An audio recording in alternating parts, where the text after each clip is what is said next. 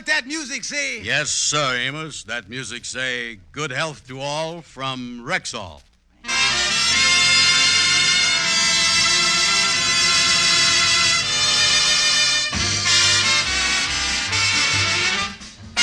The Amos and Andy Show, transcribed, written by Joe Connolly and Bob Mosier, featuring Ernestine Wade, Johnny Lee, Amanda Randolph, Roy Glenn, Will Wright, Jeff Alexander's music, yours truly, Harlow Wilcox, and starring radio's all-time favorites, Freeman Gosden and Charles Correll.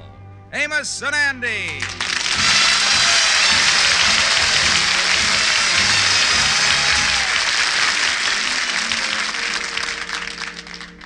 How do you do, ladies and gentlemen? I am Freeman Gosden. Right after the first act of our show this evening, I would like to talk to you about something very important. I hope you'll be listening.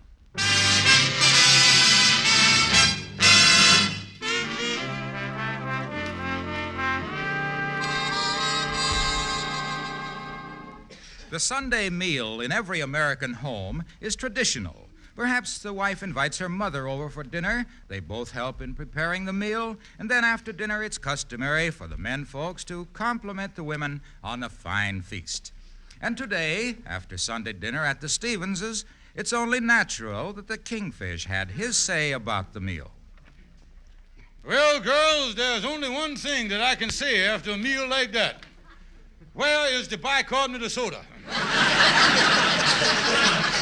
Son-in-law, you mean you don't like the meal? Yes, George, that was a wonderful New England boiled dinner. Oh, so that's what it was. Yeah, well, I'm glad you identified it there.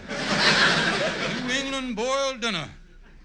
Listen, if the Pilgrims ever ate that stuff before they went out to fight the Indians, instead of Ike, we'd have Chief Sitting Bull in the White House right now. I tell you, that dinner has done ruined my stomach. It's funny, but if I didn't pay for the food I ate, I'd keep my big fat mouth shut.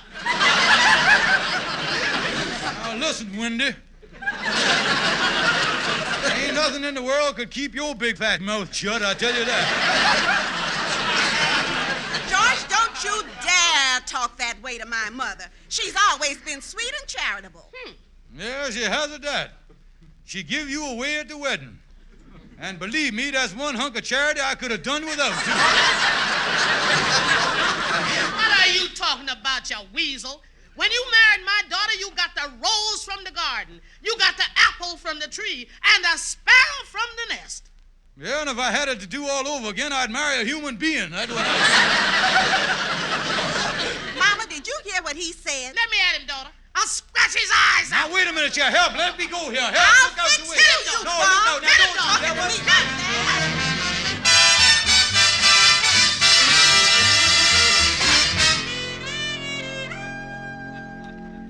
So Sapphire and your mama really driv you out of the house this afternoon, huh, Kingfish? Yes, Andy. It's nice of you to walk with me here in the park. Yeah, all is quiet, all is peaceful, and all is serene. Well, it might be that way now, Kingfish, but I'll tell you, this joint is really jumping after the sun goes down. Yeah, well, never mind that, Andy. Say, look at them pigeons there. Yeah, they is sure a funny-looking bird, ain't they? Mm-hmm. Tell me something, Kingfish. Why do some birds sleep stand on one foot? Oh, you fool, if they picked up both of them, they'd fall down. But look at them, Andy. Look at them. Oh, I tell you one thing, them pigeons is a lot better off than we is. Help! Help! Holy mackerel, what was that? Look at that, Andy. That man that was on the lake there done fell out the rowboat. Come on, Andy. Come on. Help! Help! I'm drowning! Holy smokes, Andy. He's trying to hold on to the boat. He's going down. Come on, quick. Jump in and save him, Andy. You jump in and save him. You're a better swimmer. Yeah, but I got on my new suit, Andy. You jump in, will you? You know I can't stand cold water. Well, I can't either, Andy. Yeah, well, maybe we better forget the whole thing. Help! Help! Now, look, Andy, I ain't gonna stand here and see that man drown. If you ain't gonna do nothing, I is. Here goes. Kingfish, you done pushed me in the water. That's it, Andy. Swim over toward the man. That's it. Keep on going, boy. You got it, man. Keep going.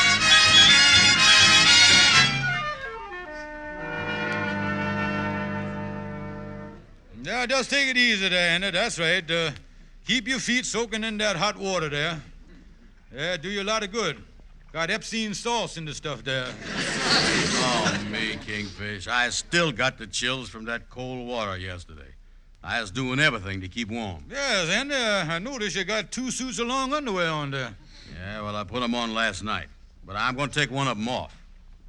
What's the trouble? Well, every time I stand up, I feel like somebody is following me. Well, I brung the afternoon paper over here for you, Andy. Oh, that's good. What's new in the thing? Well, let me see here. Nothing much. Here's an item here. Daring lake rescue. Millionaire saved from watery grave. Late yesterday, Chauncey Penbrook, eccentric millionaire, was pulled from Central Park Lake by unidentified hero. Well, now, there's a funny thing, Kingfish. I pulled the old fella out of Central Park Lake yesterday. Them old geezers must like that kind of thing when they gets into second childhood. Yeah, then I say here the rescuer was described as being a brutish-looking individual with a protruding waistline and a submoronic expression. Say, Andy, what a break this is. Break? Yeah, don't you realize the submoron they're talking about here is you? Yeah, with a flattering description like that, it couldn't be nobody else. Let me see that paper. Oh, Andy, what a break. You realize that you has done saved a millionaire's life? Think of the reward we can get from this Mr. Penbrook. Yeah, we're liable to get enough to put us on easy street for the rest of our lives. Sure enough? Oh, certainly, Andy. And he gonna be grateful, too. That's the most important thing. And the thing to do is to take advantage of his gratitude for all he's got. Yeah, that's right. Let's get up to his place and see him. Hey, but wait a minute, Kingfish. It say here in the newspaper story that witnesses reports they seen one of the rescuers going through the unfortunate victim's pockets. Say, Kingfish, when I went home to change my clothes, you didn't swipe nothing off that old man, did you? Oh, of course not, Andy. I was just giving him artificial perspiration around the billfold there. That's all.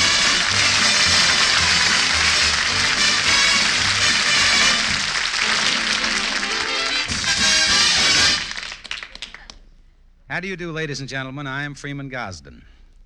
For the past several years, we have actually spent a good deal of time in the laboratories of the Rexall Drug Company. And I wanted to tell you tonight about the high standard of products that bear the name Rexall. I guess we know practically all the folks at Rexall, the president, yes, and the doctors and scientists who work in the laboratories. These men have dedicated their lives to the achievement of perfection in Rexall drug products, whether it be aspirin, home antiseptics, vitamins, or any of the other 2,000 products that carry the famous Rexall label. These are the products that, for more than 50 years, have helped to guard the health of America. These famous Rexall drug products are sold by more than 10,000 independent Rexall druggists throughout the nation. Now, just a word about your Rexall druggist. He is not a man who is sent to your town for 6 months or a year and then replaced by another man. In every instance, your Rexall druggist owns his own store. The chances are he was born in your hometown, goes to your church, he belongs to your clubs, and he has probably known your doctor for many years. And what is more, he is a trained and experienced pharmacist.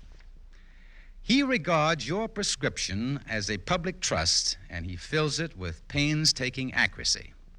And that is why we often say you can rely on any drug product that bears the name Rexall, and you can put your faith in the integrity of your Rexall druggist. And that, ladies and gentlemen, is the truth.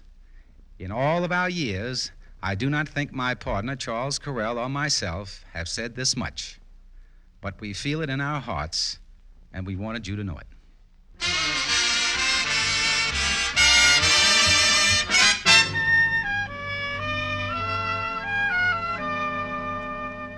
Say, how'd I look, Amos? I done put on my new suit to go over and see Mr. Penbrook. Yeah, well, you're going up and see the old gentleman that you pulled out of the lake, huh? Yeah, me and the Kingfish is going up there right after lunch. Oh, the Kingfish going with you.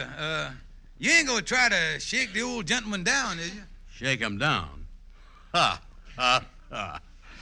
Like a double malted. You know something? The Kingfish sunk up a wonderful gimmick. A gimmick, huh? Yeah, while we're talking to the old duffer, we're going to drop in the conversation about how much valuable stuff we lost, rescuing him. My expensive suit and the gold watch out of my pocket and all that stuff. Well, I'd be careful, Andy. He probably gonna give you a reward, but you don't want to kill the goose that laid the golden egg. No, Amos. We ain't going to kill the goose. We're just planning on speeding up egg production.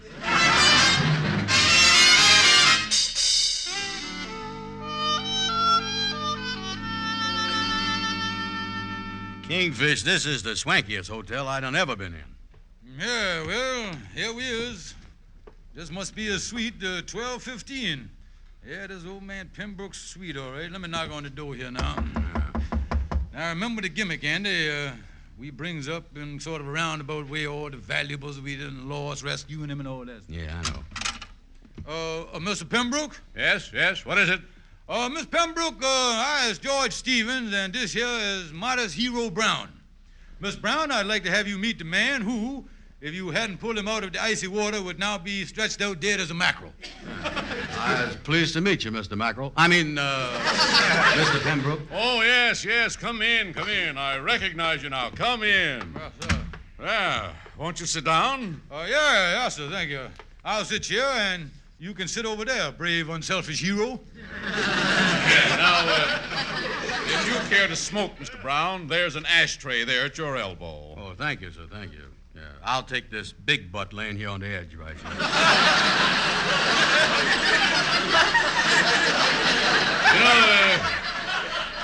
It's a wonderful thing you did, Mr. Brown. Wonderful thing. I'll always feel indebted to you for the rest of my life. Plunging into the water like that. Oh, think nothing of it, Miss Pembroke. It ain't nothing that any other man wearing a $250 suit and $75 shoes wouldn't have done, you know. That's right. So what if a swan done it at my $80 Stetson hat? Well, I still think it was the most wonderful thing to do. No, not at all.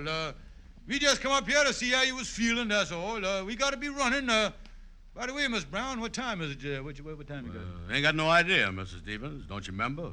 I done lost my watch in the water when I jumped in the water to save Mr. Pembroke here. Oh, now, Mr. Brown, I don't think it's very nice to bring up the fact that while you was rescuing Mr. Pembroke, you done lost your 46-jewel platinum wristwatch with the wine stem on it there. Yeah, that's right. Yeah, I shouldn't have brung up that watch with the diamond numbers on the face and the solid gold Mickey Mouse in the center. Yeah, we wouldn't think of mentioning nothing like that, no. Why, I never met two men who took such an unselfish attitude. Oh, yes, sir. That's our nature. Well, I just want to thank you so much for all you've done. Shake each of you with a hand and extend you my heartfelt gratitude and say good day and goodbye. Well, thank you very much, Miss Pembroke. We appreciate that. So long. Yeah, so long, Mr. Pembroke. Good day. Good day. Ha, Andy. Wasn't that something, boy? Our gimmick really worked, didn't it? I'll say, we pulled the wool over that old fella's eyes. Say, tell me, Kingfish, in the middle of all that gratitude and the handshaking and the backslapping, how much reward did he slip you? No, Andy. In the middle of the handshaking and the backslapping, he done slipped you the reward. Kingfish, in the middle of anything, there ain't nobody done slip me nothing. Holy mackerel, Andy. We done out-gimmicked ourselves here. Yeah, that crooked old rascal done pulled a fast one on us. Yeah, let me knock on this door here again. I ain't gonna stand for nothing like this. I just ain't gonna do it. Yes? Oh, Mr. Stevens, what can I do for you? Well, Miss Pembroke, we feels that we done insulted you. Insulted me? Why, how did you do that? Well, we insulted you by thinking that you would be so ungrateful as not give us a reward. Well, I had planned on offering you a reward, but from all the valuables you lost and your attitude, it's obvious you were men of considerable wealth. Oh, I'm afraid it'd be rather difficult for me to stoop to offering you money. Well, that's all right. We can wait till you limbers up.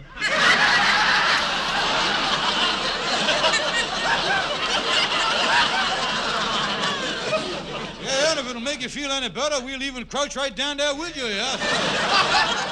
Well, I know that you're just trying to make me feel good here, but even if you are wealthy, I still think I should pay you a token reward. Token reward? Yes. What did you say to $1,000? Mister, your token is tooken. Well, that's fine. Now, I'll make out the check and mail it to you in the next few days. You ain't gonna give it to us now, huh? Well, I know that men of your means are in no hurry. No, that's all right. I guess we ain't. Yeah, we'll get in touch with you in the next couple of days. Come on, Andy. Goodbye, sir. Goodbye. Good day. Well, we're going to have to wait a few days for the reward, Andy. You think you're on the level, don't you? Well, I don't know, Kingfish, but the next time I see a fella drowning, I'm gonna dive down with a blank check and one of them pens that writes underwater.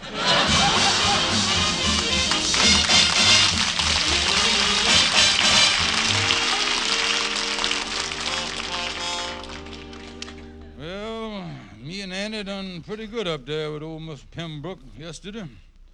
I hope he comes through, because I need, hello, George Kingfish Stevens speaking. This is Mr. Penbrook. I have that check all made out. Oh, wonderful, yes, sir. Yes, the reason I called, that is Andrew H. Brown. Yes, sir, Andrew, you done made out the check to Mr. Brown? Why, of course. He's the one that pulled me out of the lake. Would you tell him to drop by and pick it up? Yes, sir. Yes, I'll tell him. Yes, sir. Thank you, sir. So the check is in Andy's name. Well, why shouldn't it be? Andy's the one that pulled him out of the water. It's only fair that he should get the reward. It's only right that he should get what's coming. Yeah, say, wait a minute. I better cut out this kind of thinking. I'll have to talk myself out of jipping him out of that money.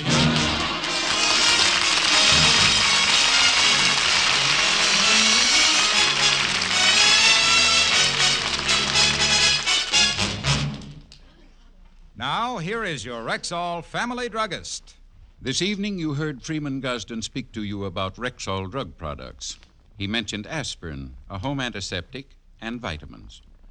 When he said aspirin, he meant Rexall aspirin, of course. There's no faster-acting aspirin made than Rexall aspirin. And in Rexall's famous antiseptic MI31, homemakers have an all-purpose antiseptic that serves with equal effectiveness as a mouthwash, gargle, breath deodorant, and first aid dressing. And when he speaks of vitamins, Freeman is, of course, referring to plenamins, the multivitamins that give you more than your minimum daily requirement of every vitamin with established minimums, plus valuable liver concentrate, iron, and red vitamin B12. In short, Freeman Gusden wants you to know, just as 10,000 independent family druggists know, you can depend on any drug product that bears the name Rexall.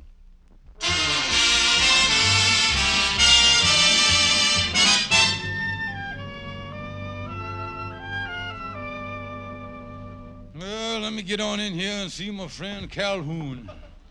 You ought to be able to help me. Calhoun, I want to talk to you, boy. Oh, Kingfish, how is you, boy? I was just gonna call you up on the telephone. You know anyone that wants to buy a parrot cage?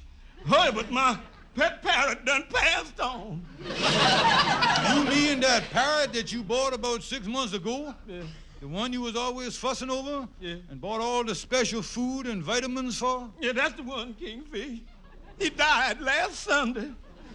Sunday, huh? Yeah. What did it die of? A 340-degree oven. Well,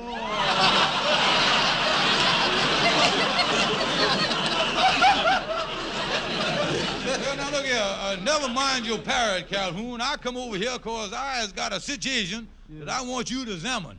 Well, sit it out there, and I'll do the best I can. Well, now look here. You know that Andy saved a millionaire from drowning the other day. Yeah. And now he's giving Andy a $1,000 reward. Oh, I see. Just how is you planning on spending the money?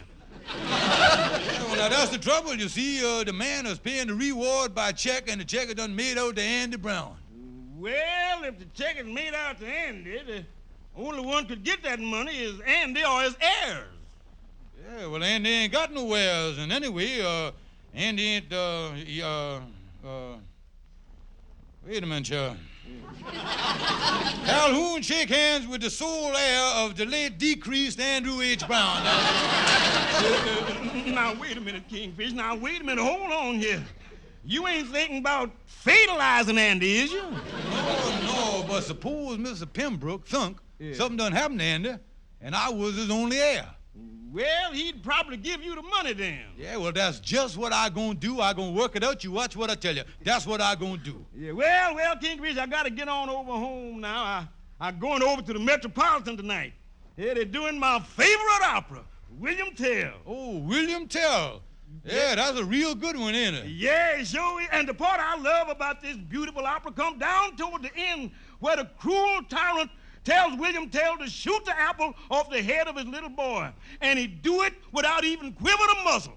Yeah, that's something. Yeah, it is. And then the tyrant turned to William and said, "Bravo! I ain't never seen nobody that cool under pressure. That is the coolest thing I done ever seen." And then William Tell throws back his head and sings that beautiful aria. "Na hegen blauten ein bluten scooten in that fluten blatten." Tell me this, what do that mean? Man, doing that ain't cool. It's real crazy.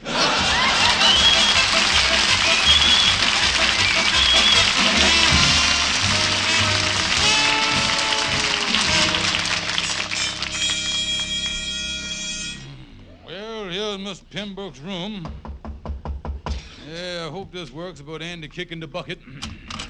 Oh, Mr. Stevens, come in. Thank you, sir, yes. Why, didn't you bring Mr. Brown with you? Well, I would have, Mr. Pembroke, but I didn't want to pay the pallbearers overtime.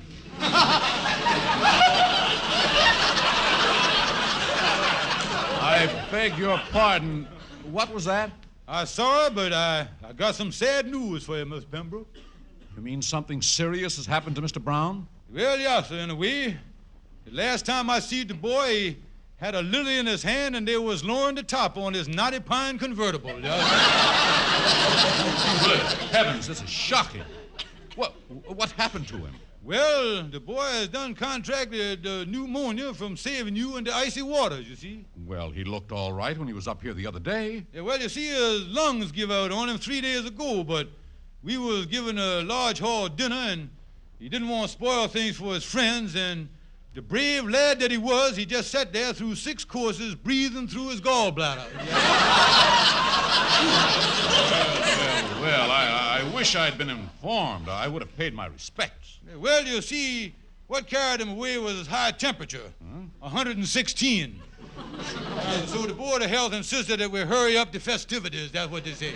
A temperature of 116? Oh, it was terrible. Matter of fact, they had to keep wetting him down with a fire hose during the services. Why, this is terrible. And just when I was going to pay him the reward. My, do you know if Mr. Brown had any heirs? Heirs? Well, now, that is a coincidence that you mentioned there. It just so happens that I have Mr. Brown's last will and testament in my pocket right here. Natural overcome with sorrow like I is, you see. I ain't had time to read it yet. No, of course not. No. Well, I'm certainly interested to know who his heirs are. Yeah, well, so is that. Well, we'll tell you what. Let me read the thing right Yeah. here. I might as well open it up as sad as I is. Yeah, start off here and see, to whom it may concern. Special anyone thinking of paying me any rewards. See here, I, Andy Brown, being of sound mind and dying of a temperature of 116. See here, hereby appoints my great and good friend, George Kingfish Stevens, my sole heir and beneficiary. Well, how you like that? I is the boy's heir. Yes, that is funny, isn't it? Yes, sir. And I go on to say here, I hopes and trust that as I lay his dying here in the presence of 34 witnesses, that everything that was coming to me will now go to him. Signed the late Andrew Hogg Brown. And say a P.S. Please pay him in cash so I won't have to report nothing to the Bureau of Internal Revenue. You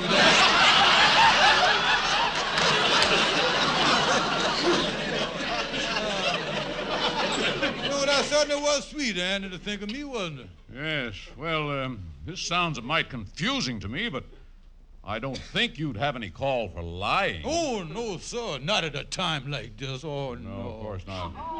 Well, then, if this is the way Mr. Brown wanted it, I'll just make out another check payable to you. Miss Pembroke, I knows what you're doing here is going to make Mr. Brown very happy. And I is confident right now that he's sitting up there on a cloud with his harp playing Don't Let Him Take It Away. I can hear him right now.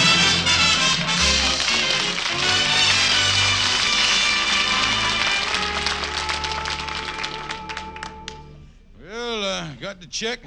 Now all I got to do is break the news to that dummy Andy that he ain't going to get a cent of... Hey, Kingfish, I want to talk to you. What is this I hear about you going up to see Mr. Pembroke this afternoon? Yes, Andy, I went up to see him, and I got the reward check right here. Made out to me, George Stevens. Well, now, wait a minute, Sheriff. Why is it made out to you? Because I'm smarter than you is, Andy. And I tell you another thing. You ain't going to get one red nickel of this, because I done made up my mind. Wait a minute, Jim. Hello, George Kingfish Stevens speaking. Mr. Stevens, I understand you've had some business dealings with a Mr. Chauncey Pembroke. Do you know where he is now? Who is this I'm speaking of with you? Who this? This is the Fairview Sanitarium. Mr. Pembroke is one of our patients. I'm afraid he got away again, rented a hotel room, and is up to his old tricks. What old tricks is that? Handing out worthless checks.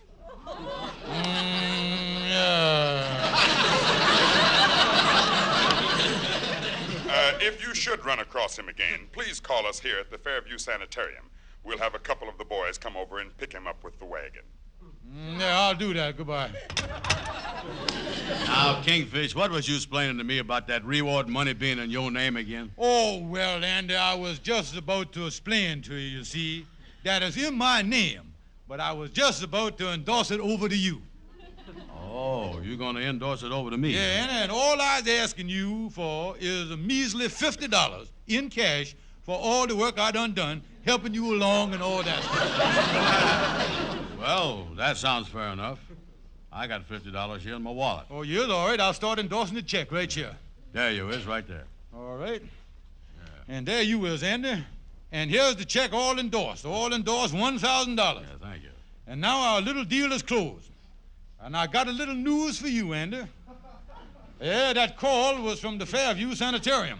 Well, what about it? Mr. Pembroke is a patient there. His check ain't no good. Now, wait a minute here, Kingfish. Yes, Andy, just as soon as I found that out, I think of giving you the worthless check and getting the $50 cash. I organized the idea just a few seconds ago. Yeah, well, I got some news for you, Kingfish. As soon as I hear that you went to see Mr. Pembroke, I got suspicious. That was a friend of mine on the telephone, and I organized the Fairview Sanitarium this afternoon.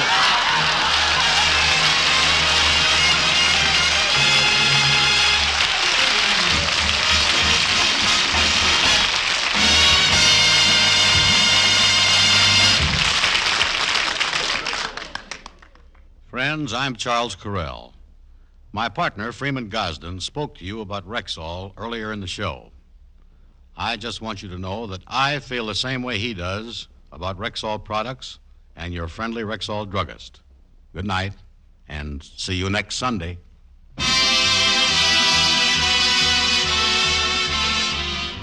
Ladies and gentlemen, this is National Boy Scout Week.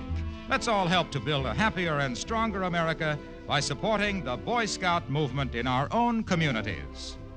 Be sure to be with us at this same time next Sunday when your Rexall druggist will again present the Amos and Andy Show, transcribed and directed by Cliff Howell. Stay tuned for the Edgar Bergen Charlie McCarthy program, which follows immediately over most of these same stations. This is the CBS Radio Network.